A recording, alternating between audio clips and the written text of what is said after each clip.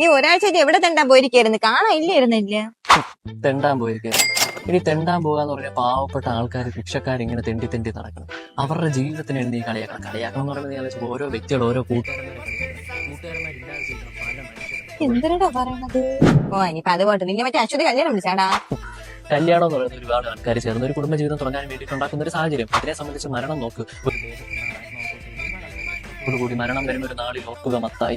മത്തായി അതാ നിനക്ക് എന്താണ് ചെറുക്കാൻ? നിനക്ക് ചെറുക്കാൻ നീ 24 മണിക്കൂർ ചായ കുടിച്ചോണ്ട് നിനക്ക് അൾസർ പോലും വരും കേട്ടോ. അൾസർ എന്നുള്ള മരണത്തിനെക്കാട്ടി എന്ത് തീവ്രമായിട്ടുള്ള മരണങ്ങളായിരുന്നു ഒരു കാലത്ത്. പൾസർ ബൈക്ക് എടുത്ത് ഓടിച്ച ആൾക്കാർ മരണം. ഇവിടെ നിൽക്കണ അത്ര പന്തി എടാ പോയിട്ട് വരാം. ഇപ്പൊ ഇവിടെ ആരെങ്കിലും കാണുമല്ലോ, നീ അവിടുത്തെ സംസാരിച്ചിട്ട് ഒരു 10 മിനിറ്റ് ഒരു ഫ്രണ്ട് വന്നിട്ട് ഞാനിപ്പോ കണ്ടിട്ട് വരാമേ. സൗഹൃദങ്ങൾ എന്നും 10 മിനിറ്റിലും കവിയാത്ത കാര്യം പറയുമ്പോൾ കവിയൂർ പൊന്നമ്മയുടെ കാര്യമാണ്. കാലത്ത് എങ്ങനെ അഭിനയിച്ചിരുന്ന സ്ത്രീയാണ്. ആൻഡ് ഈ കവിയൂർ പൊന്നമ്മയുടെ കാര്യം നമ്മൾ പറയുകയാണ്. ഏറ്റവും കൂടുന്തോറും ചായയുടെ സ്വാദൊക്കെ കൂടും. പക്ഷെ ആ സ്വാദിനനുസരിച്ച് മനുഷ്യരുടെ ജീവിതം മാറുന്നില്ല. ജീവിതം എന്ന് പറയുന്നത് ഒന്നേ ജന്മം എടുത്തിട്ട്